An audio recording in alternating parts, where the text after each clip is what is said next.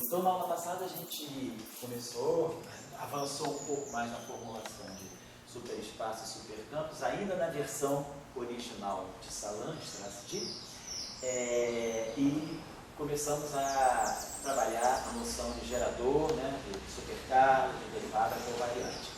E foi me perguntado no final da aula, uma pergunta mais particular, sobre a questão de espinores. Quando a gente faz a chamada rotação de Wick, em geral, muito acontece, faz a rotação de Wick no espaço e tempo, mas se continua trabalhando com os espinores de Majorana, de 4 dimensões, não euclidianas. Isso é um trabalho um pouco sujo. Então, esse artigo aqui do Wetterich é muito bom, até o autor aqui, o Wetterich, ele trabalha espinores em teoria de campos euclidianas, quer dizer, ele não faz a rotação de Wick sem primeiro definir o que é um espinor de Majorana em espaços euclidianos. Então, acho que esse trabalho aí limpa bem essa questão, de ver quais são, em 4 dimensões euclidianas, né, a gente não pode definir espinor de Majorana da maneira como a gente define 4 dimensões de Minkowski, mas você pode definir o análogo de um espinor de Majorana em 4 dimensões euclidianas. Então, ele estabelece essas condições para espaços-tempos de diferentes dimensões euclidianas. Depois também, no início do curso, eu tenho uma série de referências de livros para vocês, mas eu acho que eu não tinha dado esse aqui, fui lá descobrir no meu Dropbox, eu tinha essa referência aqui perdida, que é um Physics Report do Martin Onius, de 1985, é muito bom. As aulas dos Onius, eu uso algumas dessas aulas lá em Trieste, na minha época de doutorado. Depois ele fez o Physics Report e acabou virando livro. Eu acho que esse Physics Report ele virou um livro de introdução à supersimetria no superespaço. Mas a formulação dos Onius é sempre, eu gosto muito das coisas que ele faz. Ele tem sempre uma formulação muito limpa, regras muito claras. Então, se alguém precisar também de um material de apoio, eu acho que vale a pena ir aos Onius. Eventualmente, eu acho que esse Physics Report já virou um livro.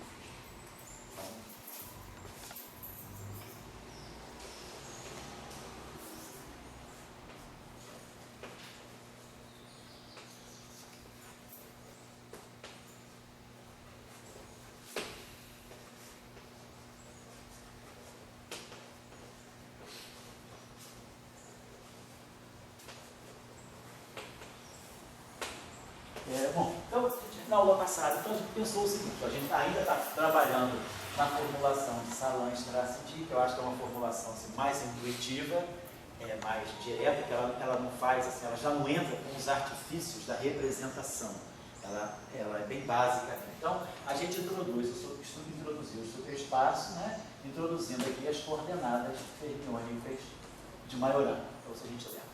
E aí a gente definiu o nosso supercampo, eu acho que a gente chamou o supercampo de S, né, como sendo uma função das coordenadas do superespaço, uma função clássica das coordenadas do superespaço. O supercampo se transforma segundo uma certa representação do grupo de Lorentz, então ele pode ser um escalar de Lorentz, um espinor de Lorentz, um quadrivetor de Lorentz, um tensor, não importa, mas ele é um supercampo que tem um caráter bem definido sobre o grupo de Lorentz e é uma função analítica das coordenadas do superespaço. Nós já tínhamos falado, como essa coordenada é anticomutante, a gente pode expandir esse supercampo nas coordenadas e a gente mostrou na aula passada que a expressão mais geral adquiria uma forma mais ou menos desse tipo. Ele pode ser, quer dizer, a gente sabe que esse espinor sendo Majorana é epsilon, θ é C, θ barrado, transposto. Então, na verdade, o espinor de Majorana não distingue entre o θ e o θ barrado. Eu posso transpor essa equação, e aí essa equação aqui vai me dar θ transposto igual a θ barrado, C transposto, e é menos C. E isso aqui, então, nos dá que o θ barrado pode ser escrito como sendo menos θ transposto, C menos 1. Então, vamos para espinor de Majorana, θ barrado, a menos da matriz de conjugação de carga, e a mesma coisa. Então, a gente expandiu isso aqui, colocando aqui θ barrado, aqui um certo espinor, vamos dizer assim, psi, de x, aqui. Depois a gente tinha um setor quadrático. Aí a gente mostrou que o setor quadrático podia ser escrito de uma forma covariante, né, em função em função de bilineares fermiônicos que tinham essa estrutura. Teta barrado, teta, e aqui um outro escalar, que a gente pode chamar, sei lá, vou chamar esse escalar aqui de X. Depois a gente podia colocar aqui também um outro escalar, ou pseudo-escalar, teta barrado, gama 5, teta. Então aqui eu vou chamar esse cara aqui de um A de X, um A pequeno. Depois a gente podia expandir, teta barrado, gama mi, gama 5, teta, e aqui a gente botou, sei lá, um campo de ami, x. Então a gente lembra que aqui era a parte quadrática. A gente, quando expandiu isso, a gente expandiu como sendo o segundo termo seria teta alfa, teta beta. E aqui um tensor, né, T alfa beta, no espaço euclidiano. Aí a gente fez a análise desse objeto aqui, viu que esse objeto aqui tem 4, né, é antissimétrico, ele tem 6 elementos, e aí a gente viu que podia escrever esses 6 vetores aqui, quer dizer, com uma matriz antissimétrica, eu podia expandir essa matriz antissimétrica nessa base, C a menos 1, C a menos 1, gama 5, C a menos 1, gama mi, gama 5. E aí, expandindo nessa base, essas matrizes aqui se juntavam ao teta alfa, teta beta, formando esses bilineares aqui, e deixando um campo de natureza escalar, outro campo de natureza escalar e um campo de natureza vetorial. Depois a gente foi para componente que seria 3 tetas. E aí também a gente mostra que essa componente em 3 teta, na verdade, ela tem apenas 4 graus de liberdade e independência, ela pode ser escrita da forma mais geral, assim, teta barrado teta, e aqui teta barrado, vamos dizer assim, um espinor lambda de x. Aqui tudo é, né? E depois o termo final, que era o termo 4 tetas, também poderia ser trazido para essa forma de teta barrado, teta ao quadrado, e aqui chamar de um d de x, um escalar. Então, essa é a expressão mais geral que a gente tem para esse supercampo. Claro que, se esse supercampo aqui tiver uma natureza escalar, quer dizer, se essa, vamos dizer assim, se essa é escalar, então o lado esquerdo sendo um escalar de Lorentz, o lado direito também teria que ser um escalar de Lorentz. Então, nesse caso, né, o nosso S é escalar, aí o nosso psi é fermião, é espinorial, é um espinor, né? Então tem spin meio, então botar assim. S é um spin zero, é um escalar, psi é o spin meio, aí esse cara aqui também é um tipo escalar, spin zero, 4 é outro tipo escalar, spin zero, o ami é um quadro vetor, então ele está na representação meio. Esse lambda aqui também é um espinor, meio. E esse D aqui é um escalar.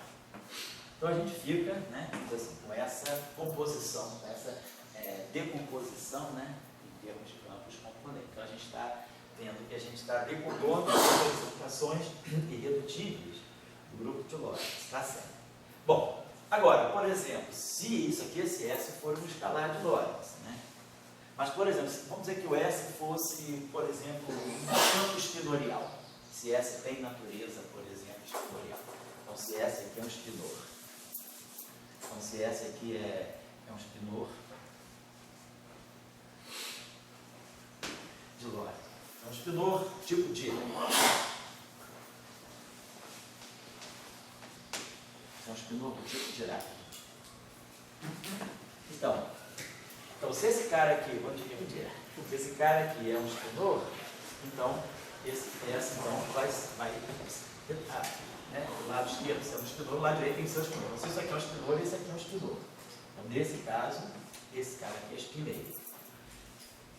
Então, esse objeto todo aqui tem espineiro, e esse aqui tem espineiro. Então, eu posso pegar esse psi aqui, que seria, eu teria isso aqui. Na verdade, eu teria esse teta alfa aqui, né, ó, fizesse essa expansão, esse termo aqui, que é linear em θ alfa, ele vai ter que carregar, vamos dizer que, deixa eu escrever aqui, que fica, eu acho, mais fácil assim. Então, vamos dizer que o nosso campo S seja espinorial, S alfa. Então, é claro que a expansão vai ser um S alfa de X, vamos colocar aqui mais, por exemplo, um θ beta, e aqui eu colocaria alguma coisa que seria um psi beta alfa de X, vou colocar assim. Depois eu vou para o termo que vai ter dois tetas. Então, vamos dizer assim, um θ alfa, eu posso botar assim, um θ beta, θ gama, e aí aqui eu posso chamar de um T beta gama alfa. E assim vai. E aí depois eu tenho o termo em três tetas, θ beta, θ gama, θ delta, e aqui eu teria um tensor, vamos chamar assim de T beta gama delta alfa. E depois o termo em quatro tetas, né? Quatro tetas, θ beta, θ gama, θ delta, θ epsilon, vezes aqui, vamos dizer assim, um lambda, beta gama delta epsilon alfa. Então, se o meu campo agora é um espinor, eu estou levantando o conteúdo de espinhos do meu supercampo. Então, esse cara aqui já vai ser espinheiro. Então, esse psi aqui é um tensor, esse psi aqui é um tensor de rank 2 no espaço espinorial. Então, ele pode ser decomposto numa parte simétrica e numa parte antissimétrica. Então, nós já sabemos, a parte antissimétrica de beta alfa, ele vai conter C-1, C-1 gama 5 e C-1 gama mi, gama 5. Essa é a parte antissimétrica, quando eu simetrizo e antissimetrizo. Então, nós temos a parte antissimétrica, que é uma matriz 4x4, né? Então, ela vai ter 6 componentes na parte antissimétrica, tem 16 elementos. Então, ela vai ter 6 componentes na parte antissimétrica, 1, 2, 6, e vai ter 10 componentes na parte simétrica. Quem é a parte simétrica que eu posso escrever? Vai ser C-1 gama mi e C-1 sigma mi. Então, aqui eu tenho 4 matrizes e aqui eu tenho 6 matrizes, então vai dar 10. Então, na parte antissimétrica, eu vou estar envolvendo, por exemplo, aqui, um tensor de rank 2. Vai aparecer aqui, então esse psi beta gama, beta alfa, perdão, ele vai conter um escalar, um outro escalar, um quadro vetor. Depois vai conter um outro quadro vetor e vai conter um tensor de rank 2. Ou seja, 16 componentes que estão aqui. Então, o fato de eu ter colocado esse supercampo espinorial, essa expansão já é a mesma para qualquer que seja o supercampo. A expansão em θ no máximo é S. E aí, o caráter do supercampo vai aumentando o conteúdo das componentes aqui. Então, no caso mais simples desse campo ser um escalar, a gente tinha essa situação, é uma situação bem simples. Mas aí agora, quando a gente começa a completar, por exemplo, esse campo aqui como sendo já espinorial, eu já começo a botar aqui nessa segunda parte aqui, coisas muito... que aí eu não vou poder expandir só nessa base, né? Eu vou ter, como eu... antes, né? Nesse nível aqui, dos dois tetas, eu tinha beta gama, né? Como era um escalar, todos os índices estão contraídos, então isso aqui pode ser decomposto. Como isso aqui é antissimétrico, só seleciona a parte antissimétrica, então só não seleciona essas matrizes. C-1, C-1 gama 5, C-1 gama mi, gama 5. Agora, como sobrou esse índice, aqui, por exemplo, sobrou esse índice, então, em vez de ter só um espinor na parte linear em θ, na parte linear em θ eu posso ter tudo. Eu posso ter, tem 16 elementos aqui. Aí, se eu venho para cá, esse objeto aqui já é antissimétrico em beta gama, mas aí o alfa está livre. Então, esse objeto aqui já tem 24 componentes, e assim vai. Então, eu vou deixar como tarefa, deixa eu botar aqui, né? Só já acredito que vocês tenham entendido, né, o espírito da discussão. Vamos colocar aqui, então, que se o S for um espinor de Lorentz, fica como tarefa, né? Então, espinor tipo Dirac. Então, quer dizer, S seria um S alfa, que pertence à representação meio zero mais 0 meio, que é a representação espinorial, tipo Dirac. E aí, a tarefa que fica é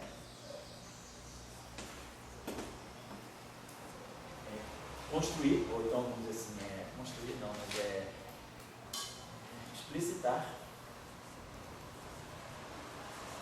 o conteúdo de campos componentes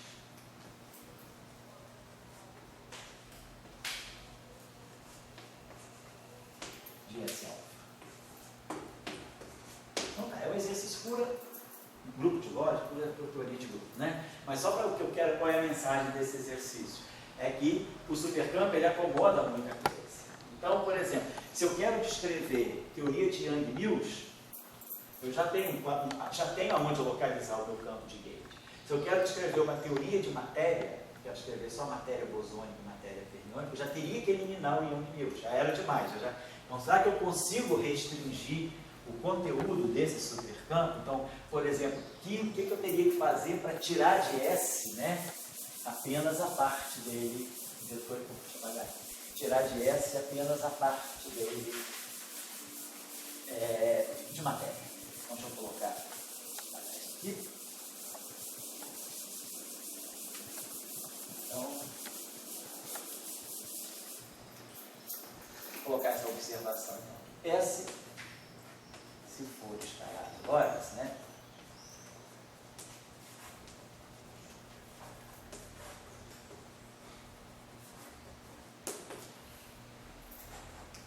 Já contém,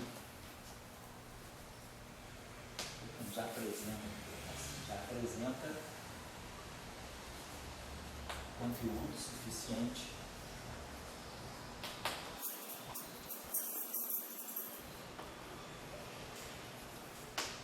para descrever setor de matéria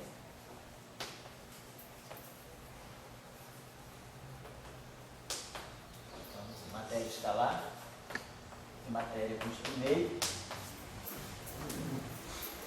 e setor.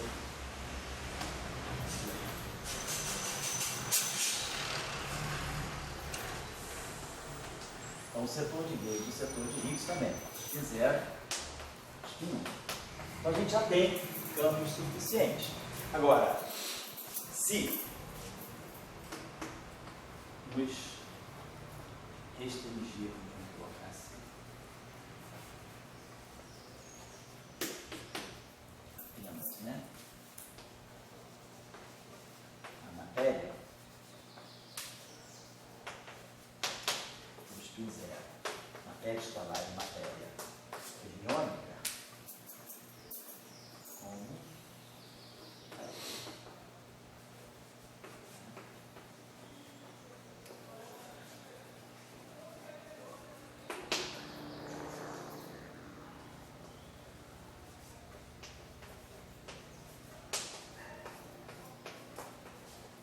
também não estou dizendo que havia um campo de Gauge, ele é um campo vetorial. Um campo vetorial pode ou não ser um campo de Gauge, mas pelo menos o campo vetorial nós já temos.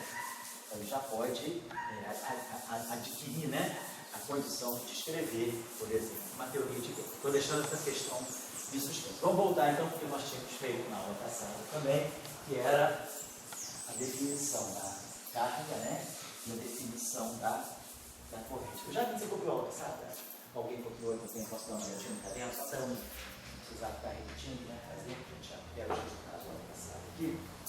Obrigado por tudo isso.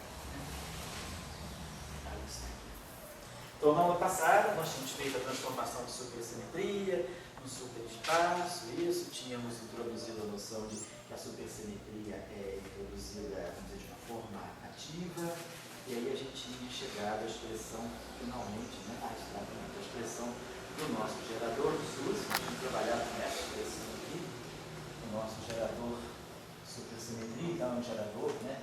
Então, a representação no espaço, no superespaço da operação da casa de supersimetria, tínhamos obtido isso aqui, C alfa beta, derivada em relação a beta, derivada fermiônica, mais, né, gama mi, alfa beta,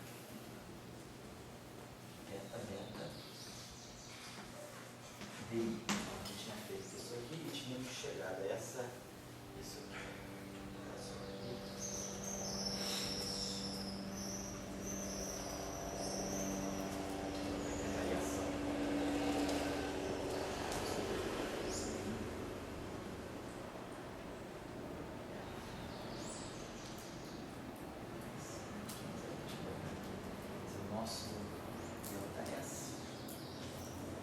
variação do supercampo, né? Ela fica desse modo aqui, ela fica.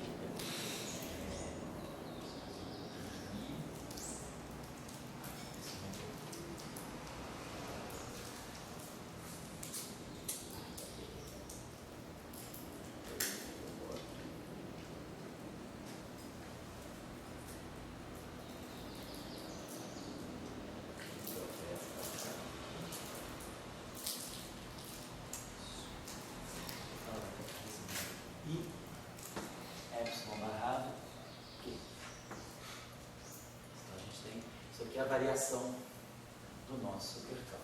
E epsilon barrado Q atuando em S. Então isso aqui é a operação supersimetria. E isso aqui nos levou também depois, né? A gente precisava definir uma derivada. Para essa derivada ser covariante, bastava que ela anticomutasse com o Q, e aí a gente introduziu a derivada covariante aqui.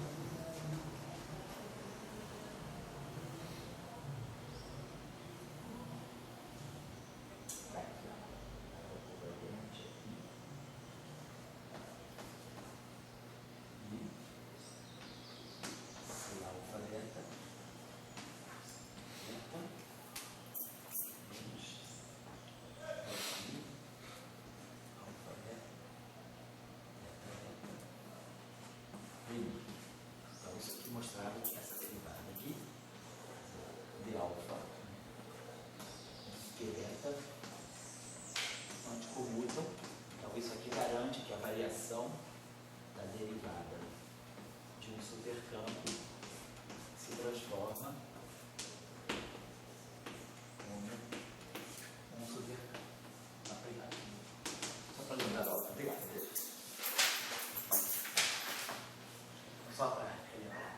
E aí a gente tirou a álgebra, tirou o anticomutador de dois deles, né? A gente viu que dava lá a translação, como a gente já sabia lá no início do curso, fazendo a relação entre supersimetria local e gravitação. Bom, só para lembrar vocês. Então, essa expressão aqui, ela me dá a chance de saber como cada campo componente se transforma. Eu vou só indicar o cálculo, que é um cálculo simples, mas é um cálculo assim, é longozinho, porque é só tirar a derivada, mas é só para a pessoa, quer dizer, compreender que tem uma sistemática, né? Porque a grande confusão que teve no lançamento, o trabalho do Veronese, o trabalho de 74 do Veronese, quando eles apresentam um modelo supersimétrico, era assim, um trabalho muito meio guesswork, como entender as transformações de supersimetria. A ideia do Salant de introduzir o superespaço é justamente para você ter uma forma universal, completamente geral, de sempre saber as transformações de simetria e supersimetria de qualquer conjunto de campos. Basta que você defina o supercampo e você entenda como atuar uma transformação de supersimetria em cima de supercampo. Então, se eu só retomar, então, se o nosso supercampo é esse aqui, então nós fizemos essa expansão, tomamos um supercampo, por exemplo, escalar de Lorentz. Nós expandimos assim.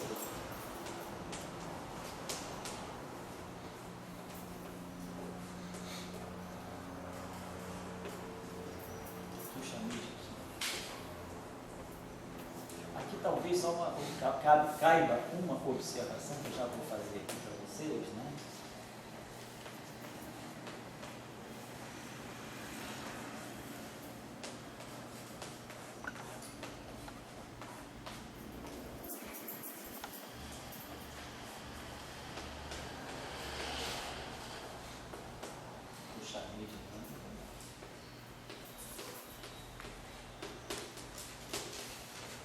Então tá, esse aqui é o nosso supercampo. Só para chamar a atenção de vocês é o seguinte, suponhamos, se a gente quiser, né, claro, que essa grandeza que está aqui, θ barrado, gama 5, θ, se nós tirarmos o conjugado complexo dela, né, ou barrado, então você vai dar θ barrado, gama 5 barrado, θ. Gama 5 barrado é menos gama 5. Então, como θ é espinor de Majorana, essa grandeza é um puro imaginário. Então, muitas vezes, né, se você quer que essa grandeza aqui seja real, e se isso aqui é puro imaginário, esse campo aqui sairia puro imaginário. Então, é muito comum a gente colocar um I aqui, porque se por acaso esse campo, além de ser escalar, for um supercampo real, esse I aqui garante que esse objeto aqui é real. Se esse campo aqui é complexo, então não tem necessidade de colocar esse I aqui, porque esse objeto aqui é puramente imaginário, mas esse objeto é complexo, tem parte real, tem parte imaginária. Então esse I é irrelevante. Mas, numa situação que a gente, por exemplo, se nós quisermos que esse campo aqui seja um campo de gauge, um campo de Young Mills, campo de gauge, campo de Young Mills é real. Então essa combinação, qual é a realidade dela? Teta barrado, gama mi, gama 5, teta. Se nós tirarmos então o barrado de só e o barrado de girar, teta barrado. Gama 5 barrado é menos gama 5. Gama mi barrado é gama mi, teta. Mas agora, gama mi e gama 5 anticomutam. Então aqui volta a ter um sinal mais, eu posso botar esse mi aqui e posso botar o 5 aqui. Então, esse objeto aqui é real. Então, se isso aqui, essa grandeza aqui é real, porque teta é maiorana. Então, se esse campo aqui for real, esse quadrivetor aqui é real. Então, eu tenho condição de ter, quer dizer, se eu pegar um supercampo escalar real, esse campo aqui tem as características, já tem boas características para ser um campo de gauge. Ele é quadrivetorial e real. Só não sei ainda se eu tenho transformação de gauge, isso é uma outra coisa. Mas aí, se ele é real, então seria bom botar esse I aqui, porque esse objeto aqui fica real. Quer dizer, isso aqui já é real, então esse cara é real. Se esse cara aqui é real e esse é maiorana, esse espinor necessariamente é maiorana, esse espinor necessariamente é maiorana, e esse escalar aqui é real. Então, isso, né, se o S for real. Então, eu vou adotar, né, não tinha colocado até agora, mas a gente pode colocar esse I aqui, só para deixar mais pronto, se o S for real, o campinho A, esse campo componente A escalar de Lorentz, é real também. Só essa observação de caráter muito assim, simples, né? Agora, então, o que eu preciso saber? Se eu faço uma transformação de supersimetria, então esse meu supercampo, ele vai sofrer, vai ter a sua transformação dada lá. I, epsilon barrado, Q, S. Então eu vou ter que atuar com esse operador aqui, nessa expressão aqui, tá? Só para lembrar. Então isso aqui para nós é I. Quem é epsilon? Então, se epsilon é espinorial, só para deixar, vamos deixar a coisa, vamos abrir em componentes. Então, isso aqui seria epsilon barrado é maiorana, epsilon é maiorana. Então, nós temos lá aquela expressão. Então, epsilon é C, epsilon barrado transposto. Então, epsilon transposto C é menos 1 é menos epsilon barrado. Né? Só lembrando que C é simétrico, eu tiro o transposto dessa equação e depois multiplico a direita por C é menos 1. Então, epsilon barrado é menos epsilon transposto, C é menos 1. Então, eu posso escrever assim, menos I, epsilon transposto, C é menos 1, Q, S. Então, eu vou ter que fazer essa operaçãozinha aqui. Menos I, epsilon, alfa, C é menos 1, alfa, beta, Q, beta, atuando em S. Mas aí agora, eu sei que não é o meu Q beta. I, epsilon alfa, C menos 1 alfa beta. E aí eu vou começar agora. Q beta está aqui, então vai ficar I, C beta gama. E aí aqui é a derivada em relação à componente teta gama. Mais, vamos dizer assim, gama mi, beta gama, teta gama. E isso aqui atuando em S. Então é claro, esse primeiro termo aqui vai ter uma derivada em relação a θ. Então ele não vai poder atuar aqui. Ele vai poder atuar aqui. Então vou ter uma derivada. Então esse objeto que está aqui de novo, aí é só jogo matricial. Quem é esse objeto θ barrado aqui? Ele é a mesma coisa, ele é menos θ transposto, C é menos 1, psi. Ou seja, isso aqui é menos θ, vamos dizer assim, θ delta, C é menos 1, delta epsilon, psi epsilon. E aí eu vou atuar. A derivada gama atuando em θ delta vai me dar um delta de gama delta.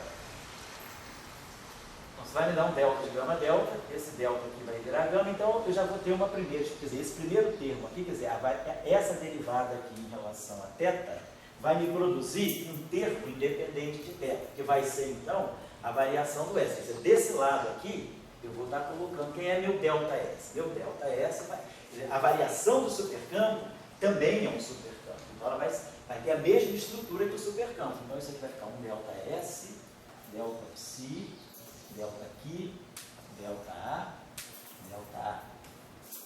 delta lambda, delta D. Então, quer dizer, do lado esquerdo, eu tenho essa expressão. Então, quem vai ser a transformação de supersimetria do meu S? Esse primeiro campo componente, a transformação de supersimetria dele vai ser tudo que está do lado direito e que é independente de θ. Então, a única chance de ter um termo independente de θ é quando essa derivada aqui atuar nesse primeiro termo. O primeiro termo que era o θ, nesse termo aqui. E essa derivada aqui vai comer um θ, vai me produzir um termo independente. Depois ela vai atuar em termos que tem mais θ, vai sobrar sempre um θ. E essa aqui vai estar sempre colocando θ também. Então a única chance, quer dizer, o único termo que dá a variação desse objeto aqui, é esse termo aqui, é menos i, só botar aqui para menos i, epsilon alfa, C é menos 1, alfa beta, e aí aqui eu vou ter I, C beta gama, e aí, D gama, vou botar aqui só para a gente ver tudo aqui, não perder nada. E aí atuando nesse termo aqui, mas aí é sempre bom escrever o θ barrado em função do θ. Então essa derivada vai estar atuando em menos θ delta, C é menos 1 delta epsilon, psi epsilon. Então é tedioso, mas são cálculos assim. Então essa derivada aqui vai produzir um delta de Kronecker de gama delta. Tem esse sinal menos aqui. Então vamos ver, tem esse sinal menos, tem esse sinal menos, vai ficar mais. E com I dá menos, então vai produzir um sinal menos global aqui, então vai ficar menos epsilon alfa. C é menos 1 alfa beta. C beta gama. E aí delta de gama delta. Então eu vou botar aqui. Então vai ficar aqui, vai produzir um C é menos 1 de gama epsilon. E aqui um psi epsilon. Então, essa matriz aqui dá identidade. Isso aqui dá um delta de beta epsilon. Aí esse delta de beta epsilon aqui, então vai ficar, vai produzir para nós esse menos epsilon alfa. C é menos 1 alfa beta. E aqui vai produzir, o beta vai virar epsilon, né? O epsilon vai virar beta. Psi beta. Mas aí a gente sabe, menos epsilon transposto C é menos 1 é o epsilon barrado. E isso aqui então vai produzir epsilon barrado psi. Então fica claro que delta S é menos epsilon barrado, ou epsilon barrado é menos, né? Ah não, esse menos já é incorporado. É epsilon barrado psi. Então é a primeira transformaçãozinha de supersimetria. Aí agora eu continuo fazendo essa operação. Então essa derivada aqui, quando ela atuar aqui, ela vai produzir um θ. Então ela vai estar do lado esquerdo, eu vou estar lendo o delta psi. O delta psi, a variação desse campo componente aqui, vai ser tudo que vem do lado direito que seja linear em θ. Então eu faço, aí por exemplo, esse termo aqui agora vai poder se juntar com esse, com S. Então eu vou produzir alguma coisa que tem gama mi, d mi do S. Né? Então eu vou produzir d mi do S. Esse termo aqui, por exemplo, vai poder atuar no S. E aí vai produzir alguma coisa que é linear em θ. O que é linear em θ do lado direito vai estar dando a variação do psi do lado esquerdo. Entenderam o mecanismo? É muito simples. Então, é assim que o método funciona. Então, a gente, através de um supercampo, a gente pode tirar a variação de todos os seus campos componentes. Isso aí é uma tarefa também, porque é uma tarefa puramente algébrica. Né? Só vou chamar a atenção para dois aspectos aqui. Então, fica como exercício assim, né, de treinamento aí de álgebra espinorial. É só ter muito cuidado quando passar, às vezes, passar uma variável grassmanniana por outra, ou uma derivada grassmanniana passar por um θ, dar um sinal menos. Só ter cuidado com esses detalhes assim, de operacionalidade, né, com variáveis de grade. Então, quer dizer, a tarefa simples aí, mas não trivial, ainda é simples, mas cansativa, é completar, né,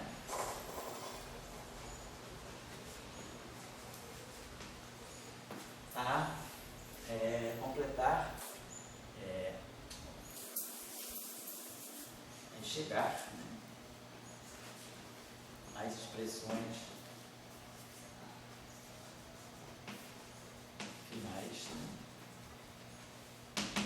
de delta S, delta psi, delta aqui, delta A, delta Mi, delta lambda e delta D. O delta D, por exemplo, né, a variação do D vai ter que ser do lado esquerdo a componente que tem os 4 tetas. Então, do lado direito, a minha variação vai ter que contemplar todos os tetas. Então, esse termo aqui ele vai sempre tirar um teta. Então, esse termo que é quarto vai ficar cúbico. Então, esse termo aqui, quando bater nesse termo D, ele vai produzir um termo cúbico, que vai dar a variação do lambda. Agora, o único termo que vai chegar no máximo de derivadas é esse aqui. Quer dizer, a variação do D, do lado esquerdo, é o termo que tem que ser quartico em teta. Então, o único jeito de eu produzir um termo quartico em teta é esse termo que já é linear em teta, atuar nesse termo que é cúbico em teta. E aí vocês observem que esse termo aqui, quando bater aqui, vai dar zero, porque aqui já é quartico em teta. Então, já tem todas as componentes, teta alfa, teta beta, teta gama, teta delta. Então, como essas variáveis são anticomutantes, se aparecer uma quinta aqui, sei lá, teta epsilon, se aparecer uma quinta, certamente uma vai estar repetida, e aí o quadrado dela é zero. Então, claro que esse termo aqui, quando bater aqui, já vai dar zero.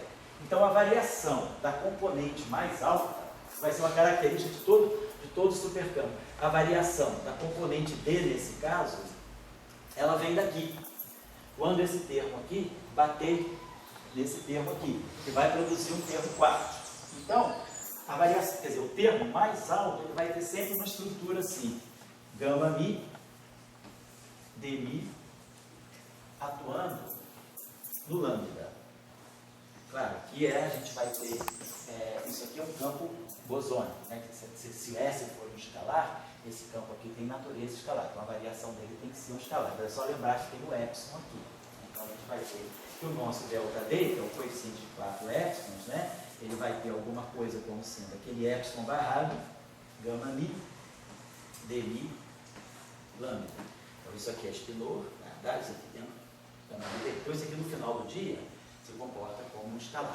Quer dizer, por sinal, se ele for real, automaticamente o I vem certinho. Mas o que eu quero chamar a atenção?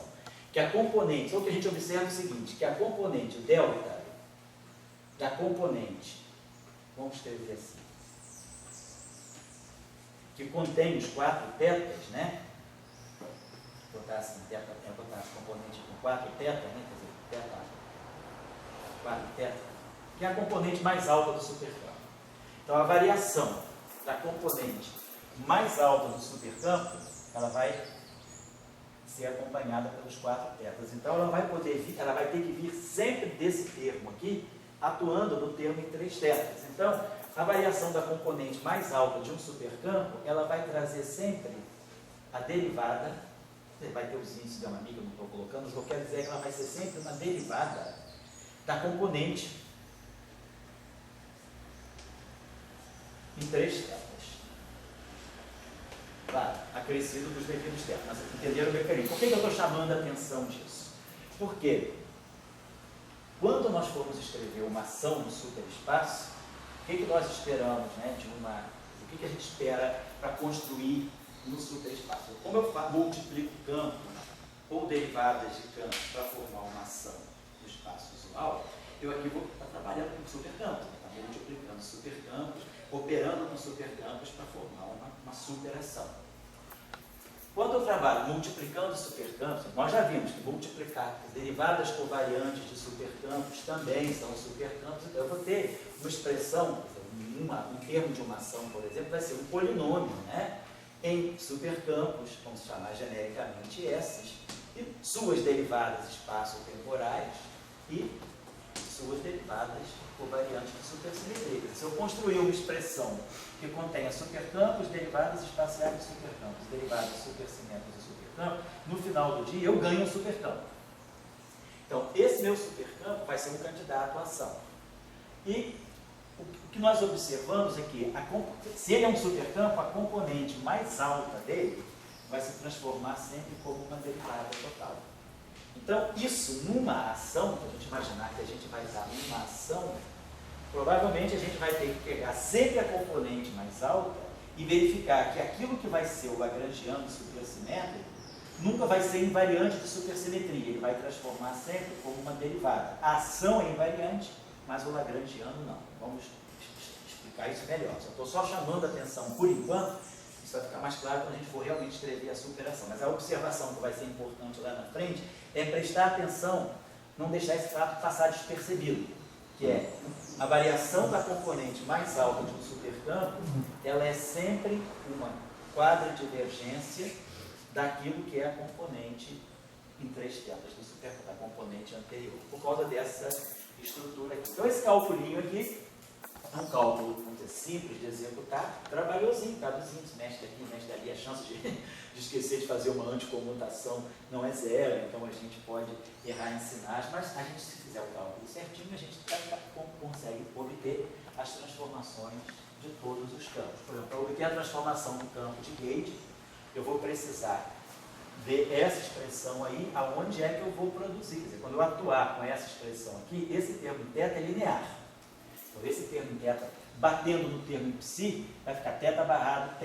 Né? Então, os termos bilineares, quer dizer, a variação desse cara, a variação A e a variação do AB, elas vão vir dos termos bilineares. Onde estão os termos bilineares? Vai ser esse termo aqui atuando no termo linear do S, e esse termo aqui atuando no termo cúbico do S. Aí eu vou produzir uma série de termos quadráticos em θ. E aí, quando eu produzir esses termos quadráticos em θ, eu vou ver aquele que consegue ficar dessa forma, e aí o coeficiente desse termo vai ser a variação do meu anel. Está entendido como é que a coisa funciona, né? É só trabalhoso porque tem mais componentes, né? Então essa operação aqui, me permite sempre chegar, quer dizer, com essa operação aqui, ela sempre me dá as transformações, vamos colocar assim, né, as transformações de SUSY de todos os campos, né? Todos os campos componentes.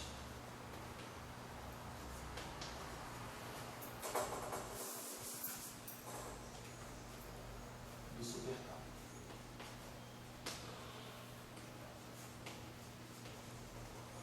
Então, a gente tem um método, vamos dizer assim, sistemático, né, de chegar. Eu posso deixar. É isso aí. Bom, vamos então fazer uma outra observação. Então, nós temos supercampo. Deixa eu botar aqui, né?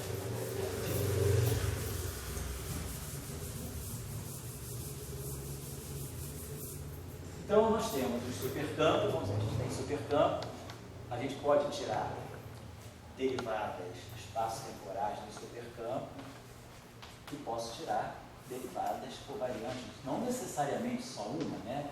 Posso tirar quantas eu quiser, alfa, beta, essa. Então, eu posso sempre construir objetos, né, que sejam covariantes do ponto de vista da supersimetria. Todos esses objetos aqui são covariantes segundo supersimetria. O que significa ser covariante? Tem um caráter tensorial, ou seja, todos esses objetos, né, são supercampos. Né?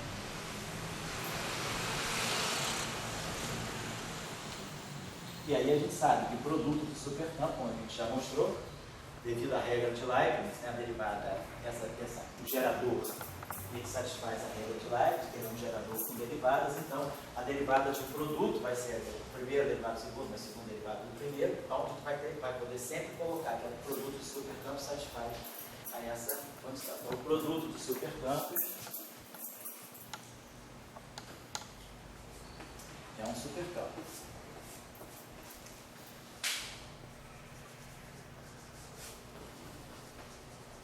Muito bem. Então, o que nós queremos fazer? Produzir modelos lagrangianos, né? Produzir ações, produzir lagrangianos. Então, claro, eu vou querer fazer isso no superespaço. Nós vamos querer. Então, a ideia de nós produzirmos, né? Nós estamos agora no outro espaço, é o superespaço.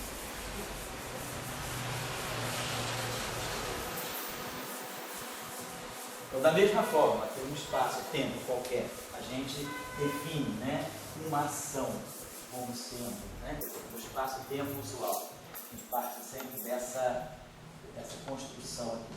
Que a ação é a integral, vamos dizer assim, todo o espaço, né, do candidato, que a gente chama de candidato à densidade de Lagrangiano.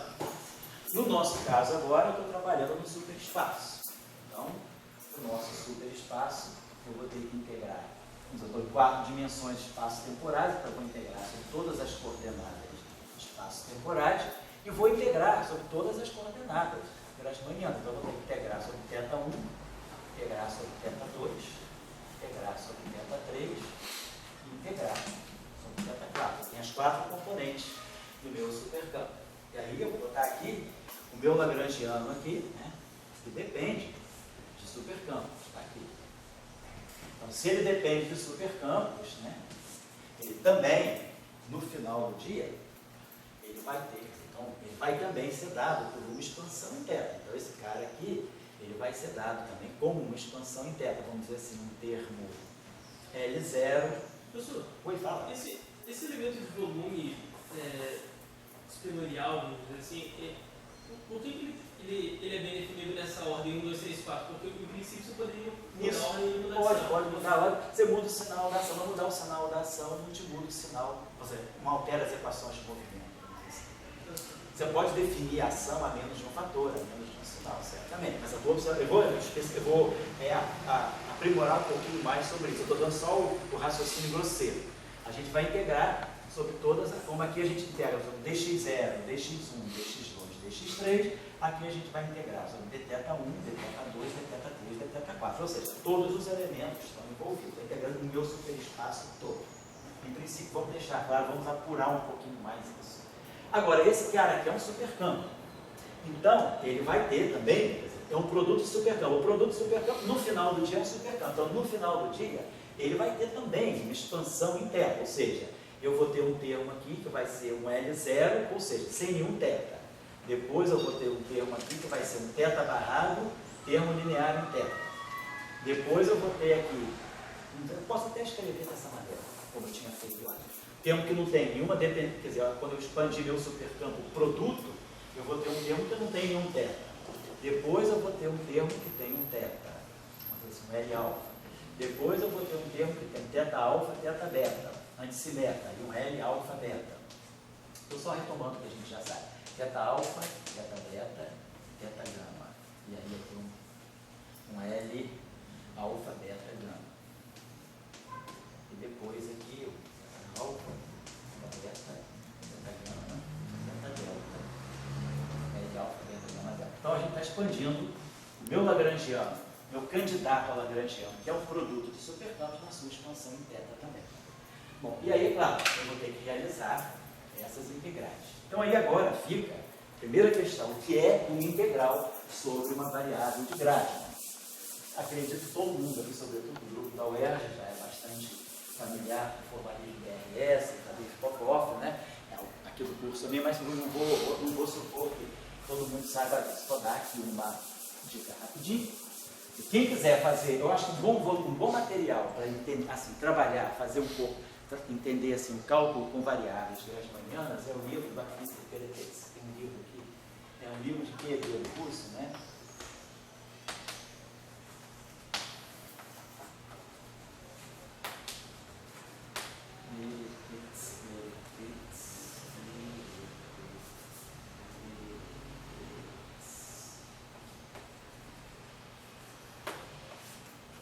É um livro de quê? Nesse livro aqui, ele faz uma boa revisão, quer dizer, uma boa apresentação. Tem os livros de teoria de campo onde falam de Faddeev-Popov, também fazem um pouquinho, mas faz de uma maneira mais resumida. Esse livro aqui faz um tratado um pouquinho da boa apresentação do cálculo, né? Bom,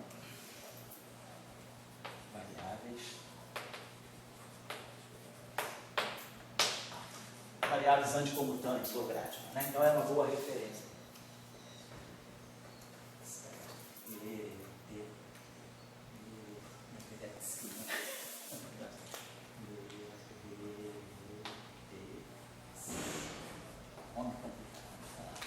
Tem na biblioteca do seu BPR. Bom, então nesse livro aí tem uma boa apresentação. Mas a ideia é simples. O que significa? A gente vai ter uma variável grassmanniana, uma variável θ, né, que é anticomutante. Então eu posso fazer operações com ela. Nós já vimos, a gente consegue derivar em relação a θ da maneira usual, né, pegando que, sei lá, derivada de θ, uma componente θ alfa em relação a θ beta, isso aqui dá para nós um θ de alfa beta. Bom, seria integrado. Claro, a minha variável θ, ela não é uma variável que vai de menos a mais infinito. Essa variável é uma variável mais abstrata. Quando eu estou integrando, aqui não, a gente está integrando o tempo de menos a mais infinito, as coordenadas espaciais de menos a mais infinito. Essa variável θ é uma variável que seria uma integral indefinida. Não vai de zero a nada, é uma integral numa coordenada θ que é definida da seguinte maneira. Quais são as propriedades da integral?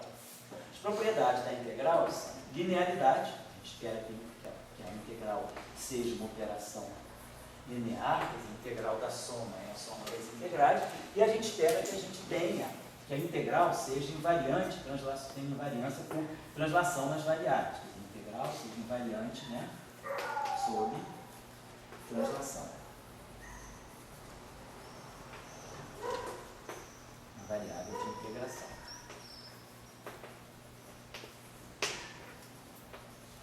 Então, são essas duas, né, propriedades que vão nos fazer compreender o que possa ser integrar uma variável de grau. Vamos dizer que o nosso problema seja linear.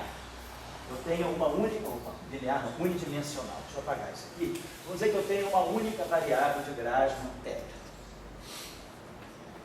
E aí eu posso escrever, se eu tenho como ela anticomuta consigo próprio, o quadrado dela é zero, então claro que a função analítica mais geral dela seria f de θ, seria algo que tivesse um termo linear e algo que tivesse um termo independente, um termo linear. Já que θ2 é zero, então a função polinomial mais geral que eu posso ter é essa aí. E aí a gente vai pensar, vamos fazer a integral entre θ do f de θ. Então isso aqui vai ficar integral entre θ de alfa beta θ. Vamos supor que essa f, aí é independente, só para fixar a construção, supor que essa f seja uma coordenada de natureza comutante. Então, isso aqui é comutante, como esse cara aqui é anticomutante, beta seria anticomutante. Ou se esse objeto aqui for de natureza anticomutante, esse alfa é anticomutante, esse cara é anticomutante, então beta é comutante. Eu estou só deixando as duas possibilidades. Então, isso aqui, então, a propriedade de linearidade, então vai dizer para nós que essa integral aqui, vamos chamar essa integral aqui de integral I. Seria integral de θ, f de θ. Vou chamar de I. Então essa integral satisfaz a propriedade de linearidade. Então, isso aqui é dθ alfa mais θ, vamos dizer assim, mais ou menos beta, vamos colocar assim, mais ou menos beta integral de dθ θ. Por que eu estou colocando mais ou menos? Porque se esse beta for comutante, ele passa pelo dθ sem problema. Mas se esse beta também for uma variável grassmanniana, a gente vai querer que ele passe por esse elemento diferencial de uma forma anticomutante. Então aqui eu estou colocando mais ou menos, deixando em aberto, né? Que esse beta pode ser comutante ou não comutante, ou anticomutante, dependendo de f. Vai depender se f é grassmanniana ou se f é bosônico, né? Vamos colocar assim. Agora, deixa eu apagar isso aqui. Então até aqui nós estamos usando só a propriedade de linearidade. Agora, o que a gente espera é que essa integral satisfaça a propriedade de invariância translacional, ou seja, o d de um θ mais epsilon, f, θ mais epsilon, se eu fizer uma translação na variável, eu estou redefinir essa variável, então meu i não deve mudar. Mas claro, esse objeto aqui é constante, estou fazendo a translação por uma constante. Então o elemento de integração continua sendo dθ, porque o dε é zero. E aí eu vou ter o meu f de θ mais epsilon, que vai ser alfa mais beta, θ mais epsilon. Tá certo? Então, nós vamos ter aqui integral de θ de alfa mais, aqui ou menos, né, vamos colocar assim, beta, integral de dθ, e aí aqui mais, né, quer dizer, mais ou menos beta, vamos colocar assim, integral de dθ, e aqui integral de dθ epsilon. Vou colocar assim.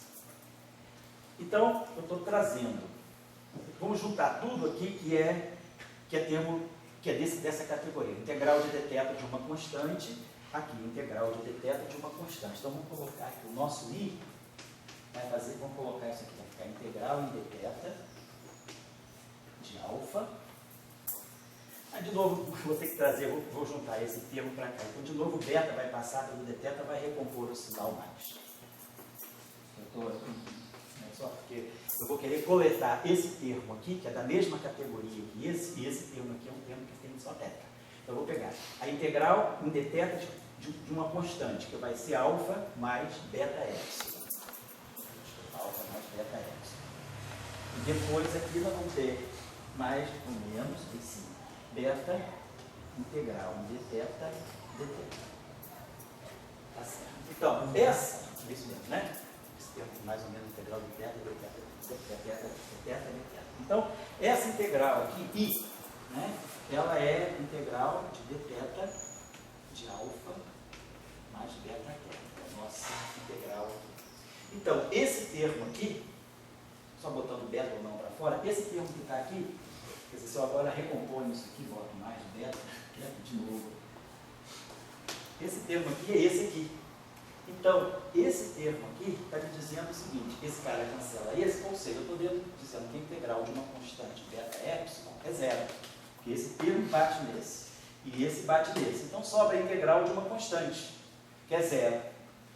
Então, deixa eu apagar aqui, a gente vai usando essas duas propriedades, que é a propriedade de linearidade e a propriedade de invariância translacional, a gente está deduzindo, quer dizer, a gente está concluindo que a integral, com essas regras, a integral de dθ de uma constante, no espaço das variáveis de grado, é zero.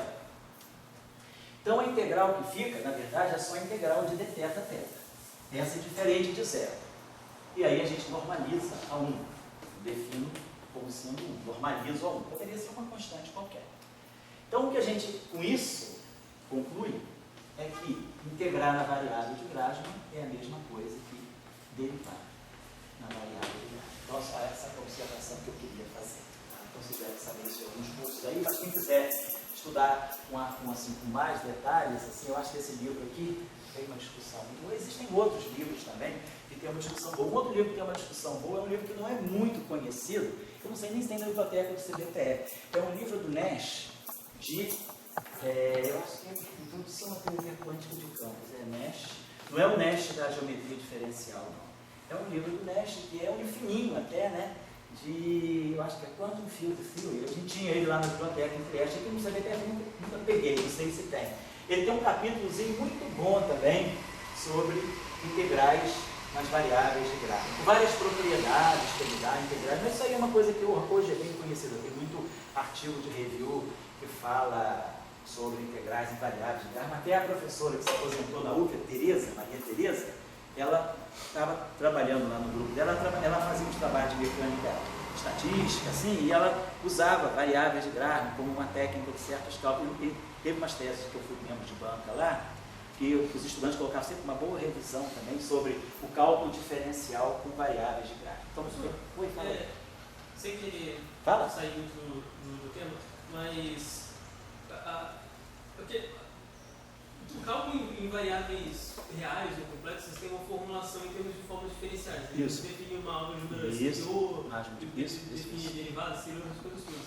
Tem como fazer algo similar? Tem também, você faz, só que as unformas são comutantes. Quer dizer, a diferencial de uma variável bosônica é um objeto anticomutante. você introduz o cálculo de formas, né?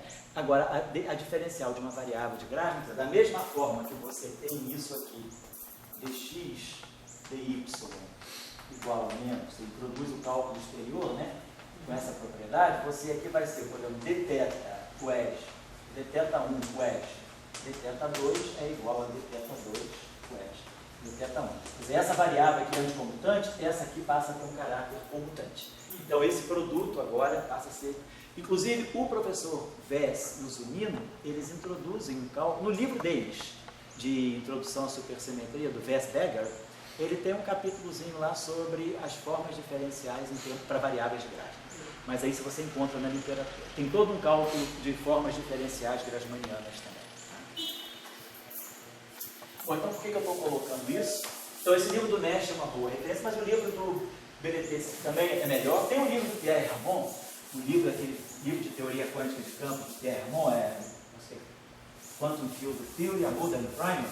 Aquele livro, ele também, na versão 2, ele produziu, quando ele faz com a Dave Popov, quando ele faz a quantização das teorias de Gauge, não abelianas, ele introduz o setor de Ghost, ele também abre um cálculo, abre uma revisãozinha boa sobre integrar, derivar em variáveis de Grasman, a gaussiana de variáveis de Grasman, por que o determinante aparece no numerador e não no denominador. Então isso aí já é uma coisa assim, mais ou menos, que não é complicada. Só para nós aqui, para todos os efeitos, então, integrar é a mesma coisa que derivar. A gente vai guardar isso aqui para nós. Então, por que eu estou colocando isso? Por quê? Se eu pegar, aqui eu estou integrando nas 4 variáveis. Então, esse termo aqui só vai conter, cada termo dessa expansão vai ser θ1, L1 mais θ. Então, aqui eu não vou ter as 4 variáveis, essa integral vai ser zero. A integral grasmaniana desse termo é zero, porque esse termo é constante em θ. Esse termo só tem um θ, então eu vou ter sempre 3 que vão estar integrando sem dependente, vai ser zero. Aqui é a mesma coisa, aqui o único termo que vai sobrar vai ser o termo 4 θs, porque como esse objeto aqui é completamente antissimétrico, isso aqui tem que ter pelo menos θ1, só pode ter θ1, θ2, θ3, θ4, em alguma ordem. Então, eu posso escrever, quer dizer, esse objeto aqui, na verdade, ele é até um escalar de Lorentz, porque ele é de θ1, a gente já sabe, né? Quando a gente escreve θ1, quer dizer, a gente até viu isso lá, θα, θβ, θγ, θδ, isso aqui só pode ser um epsilon de alfa, beta, gama, delta, que é completamente antissimétrico, vezes um certo f de θ. Não tem como. Então, essa expressão aí é por covariância o máximo que eu posso fazer. Aí, se quiser, a gente pode introduzir aqui um C-1 alfa, beta, introduzir aqui um C-1 gama, delta, quer dizer, dos dois lados, né? Introduzir aqui e aqui. Então, esse termo aqui vai ficar θ barrado θ, e esse aqui vai dar θ barrado θ, vai dar θ barrado θ ao quadrado. Aqui vai ter um fator numérico, vai ser f de θ. Então, na verdade, esse f de θ aqui, a menos de um fator que deve ser 1 sobre 24, ele é θ barrado θ ao quadrado. Então, isso aqui é um escalar de Lorentz. Mas o que é importante é que, quando eu fizer o produto de todos os supercampos, se estiver integrando todos os superespaços, o único termo que vai sobrar para eu olhar a minha ação vai ser o termo, então, quártico. Então, aqui eu vou ter que pegar o termo que vai ser, no fundo, vai ser isso aqui, θ barrado, θ ao quadrado. Vamos chamar esse L aqui, L4. L4 θ. Então, é isso que vai sobrar no final do dia. Aqui. E aí, claro, essa integral aqui vai ser diferente de zero. Esse é um fator. Vai ser uma integral diferente de zero. Aí eu vou estar integrando θ1, θ2, θ3, θ4 numa expressão que tem θ1, θ2, θ3, θ4. Então vai dar um fator. Vai ser diferente de zero. Um fator numérico.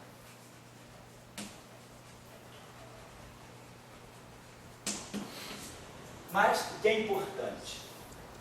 Sobrou esse lagrangiano aqui. Mas esse lagrangiano aqui, ele, se eu fizer uma transformação de supersimetria,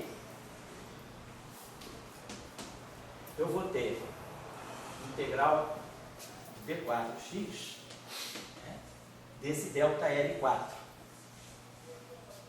Mas a gente já sabe que a componente mais alta de um supercampo, ela se transforma, né, sempre com uma derivada. Ela vai ter sempre, foi aquela observação que eu fiz no início. Se eu pegar a última componente de um supercampo e fizer uma transformação de supersimetria nesse supercampo, a última componente vai se transformar sempre como uma derivada, uma quadridivergência, tem um gama mi aqui, obviamente. Então, a variação da ação, se eu desprezo configurações topológicas, eu tenho simplesmente a variação da minha ação é um termo de superfície, pelo teorema de Gauss, coisas nas fronteiras do meu espaço todo. Então, do ponto de vista da teoria perturbativa, ΔS é zero. E a variação do lagrangiano não é zero. Então, em teorias supersimétricas, o que acaba sendo a densidade de lagrangiano em campos componentes, já eliminando os tetas, né? Isso aqui no final do dia, componente em 4 teta é um produto de campos normais. Então, a variação ΔL é uma derivada. Então, quer dizer, a variação de supersimetria do meu lagrangiano de um modelo supersimétrico é diferente de zero. Então, o lagrangiano não é invariante, mas ele se transforma como uma quadridivergência, que vai ter o epsilon barrado e alguma coisa gama mi, e aqui blá blá blá. Então ele se transforma como uma quadridivergência, portanto dando uma ação invariante. Então, na hora de eu olhar o que vai ser a minha ação em campos componentes, o que eu vou fazer? Eu vou integrar no superespaço, vou multiplicar os campos que eu tiver que multiplicar e vou ter que olhar apenas para a componente mais alta em teta. É só a componente mais alta em teta que vai resistir a essa integração toda. Então a gente multiplica todos os supercampos e não precisa ficar preocupado de fazer todas as multiplicações. A gente pode só olhar para aqueles termos que vão dar os 4 tetas, né? Então, quer dizer, só para lembrar que se eu pegar o meu campo S, o meu campo S, só para lembrar aqui rapidamente, né? Quem é o nosso campo S? Ele era S, mais teta barrada, psi, vou botar tudo de novo, perdão, é teta, puxa a gente aqui, mais I, teta barrado, si, teta A, mais teta barrado, Mi, si, a Mi.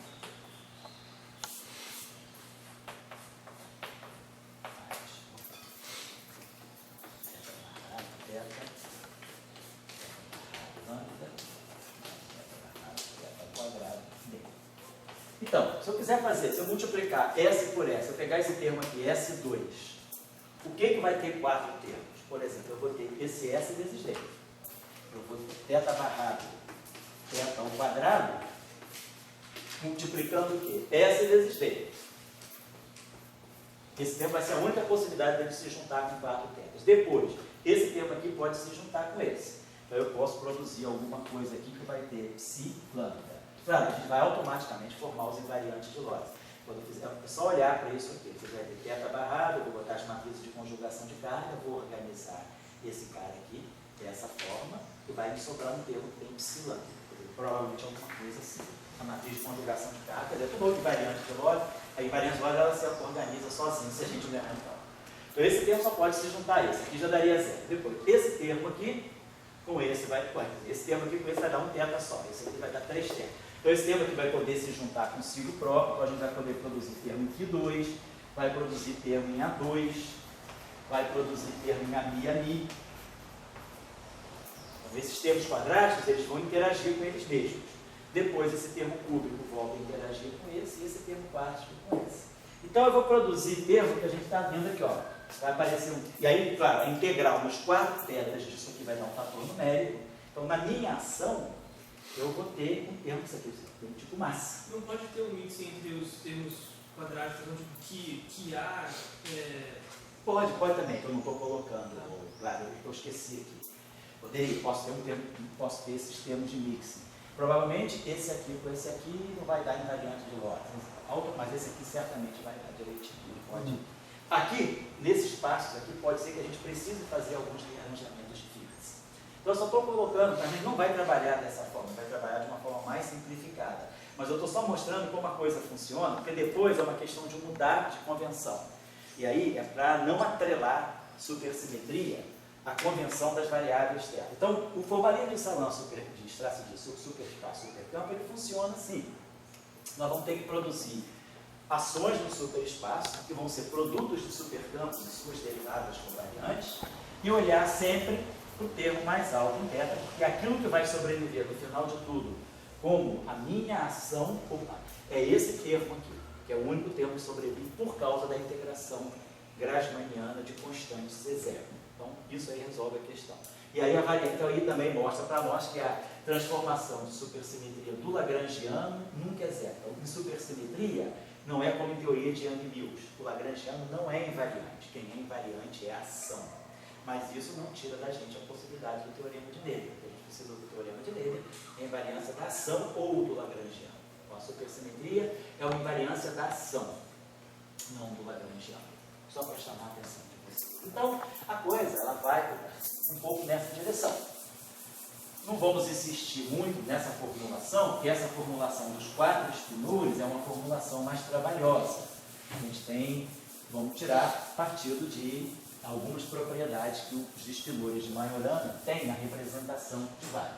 Só chamar a atenção de uma coisa: se alguém precisar, se quiser estudar com mais detalhes supersimetrias em baixas dimensões, onde o cálculo fica mais simples também, tem o nosso curso aqui, que eu acho que foi de professor global, um curso de 2013, no primeiro semestre, acho que foi 2013, a gente fez um curso de supersimetria em 2 e 3 dimensões.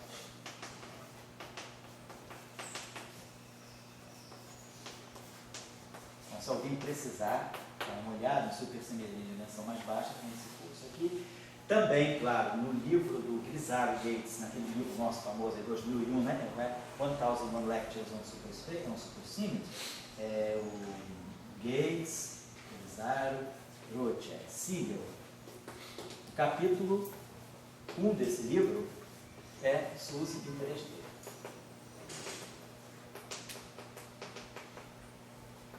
No superespaço. Em 3D, quer dizer, superespaço, né? SUSY em 3D, SUSY 3D no superespaço. Então, também é um capítulo bom desse livro. Até na época, esse livro, quando foi lançado, né, foi o Gates da lá em Trieste, foi junho de 82, né? Nessa época, todo mundo criticou, porque esse capítulo de supersimetria em 3 dimensões, na época, não sei o que, quando começou a aparecer Chan Simons em 85, 86, todo mundo foi atrás desse capítulo, aí o Gates falou, o Gates é sempre lá em Trieste, né? Ele falou, não, a gente escreveu esse capítulo só para um aquecimento, porque a gente pega um superespaço mais simples, porque em 3 dimensões os fermions de Majorana tem 2 componentes reais, então só para organizar um pouco, ele não tinha uma mínima ideia de que ia ser interessante fazer, por exemplo, teoria de campos em 3 dimensões. Porque em 81 tem o paper do Schoenfeld, que o que o Schoenfeld faz? Ele faz grupo de Poincaré em 3, ele faz grupo de Poincaré em 3 dimensões, e aí, mas assim, aquele paper não tinha tido repercussão, eles estavam escrevendo ainda esse livro, eles acabaram em 82, o Gates lançou lá o livro em Trieste em 82, e aí apareceu esse capítulo, todo mundo achou muito estranho, por que botar supersimetria em 3 dimensões? Em 2 dimensões já se fazia, por causa dos modelos integráveis, modelos sigma, mas 3 dimensões, a supersimetria saltava de 2 para 4, de 4 para 6 e de 6 para 10, na época. Eles botaram 3 dimensões só como já tem muita coisa na literatura de 2D, então vamos botar 3D que não tem. Eles botaram e aí acertaram quando foi aparecer a teoria de Chan-Simons, tudo isso. O capítulo dele, já o livro em inglês já estava pronto. Então esse capítulo de supersimetria em 3 dimensões do Gates, Grisaro, Roche é muito bom. Aqui tem o nosso curso aqui que a gente fez em 2013 também, com mais detalhes, um curso mais detalhadinho, porque foi para introduzir a garotada que estava chegando nessa época que não sabia supersimetria. Bom, muito bem. Então a gente entendeu como funciona, quer dizer, a formulação de Salange, de supercampo e superespaço. É definir um novo espaço, só que para fazer essa observação, que pelo menos ela fica meio solta na literatura, na época, né, do Salange do Strasser, muita gente interpreta esse superespaço como sendo essas coordenadas, sendo coordenadas meramente artificiais. Na visão lá do grupo, lá do professor Salange do Strasser, ele dizia, não, é um espaço novo, genuíno, com variáveis anticomputantes. Essas variáveis anticomputantes, elas podem estar expressando já o caráter quântico de um setor, de um espaço mais amplo. Então, eles não encaravam o superespaço, as coordenadas grasmanianas, como sendo um mero artifício de cálculo para você fazer uma supersimetria em características covariantes, quer dizer, covariantizar e sistematizar o cálculo supersimétrico. A ideia deles era, vamos explorar o superespaço, porque coordenadas anticomutantes podem estar expressando alguma coisa quântica no superespaço, e isso aí fez com que eles depois avançassem com a supergravidade. Estou só chamando a atenção, é um aspecto assim, um pouco mais de interpretação, mas que também não vale a pena ficar repetindo, porque a gente vê muitas vezes, não, as coordenadas grasmanianas são meras coordenadas auxiliares, a gente bota só para fazer o cálculo, depois integra, não serve para nada. Não, elas estão indicando alguma coisa. Depois eu vi uma pessoa, apenas uma pessoa que eu pude presenciar num seminário, que adotou essa interpretação publicamente de uma forma até bastante fácil, que foi o professor Gross, David Gross. Uma vez numa conferência, houve uma discussão e falou, não, as coordenadas grasmanianas, elas são, o superespaço é um espaço mesmo. A gente não mede essas coordenadas, são coordenadas confinadas, mas elas não são coordenadas assim, auxiliares de cálculo, elas são coordenadas físicas. Ele colocava isso, eu achei interessante, isso foi que antes de criar o prêmio Nobel, isso deve ter sido 96, 98, né? E essa interpretação de Salan de Strasser já vem desde 74, quando eles introduziram o cálculo superespaço. Só para chamar a atenção de vocês, não é para nem catequizar ninguém, só para refletir sobre isso. Existe essa possibilidade, tá bom? Então, a coisa funciona assim. O cálculo de supercampo, ele sistematiza, a gente sabe as transformações de supersimetria de qualquer objeto e sistematiza a construção de ações lagrangianas e modelos supersimétricos. Muito bem. Lembrando que em supersimetria, o lagrangiano não é um invariante, mas a ação é invariante. E que o lagrangiano, na verdade, é sempre a última componente de um supercampo. Então, dado um supercampo qualquer, a última componente dele é sempre um candidato a ser uma ação. Porque a variação dela de supersimetria é uma derivada total. Claro, se ela for também, se for um campo escalar, né? Porque se eu pegar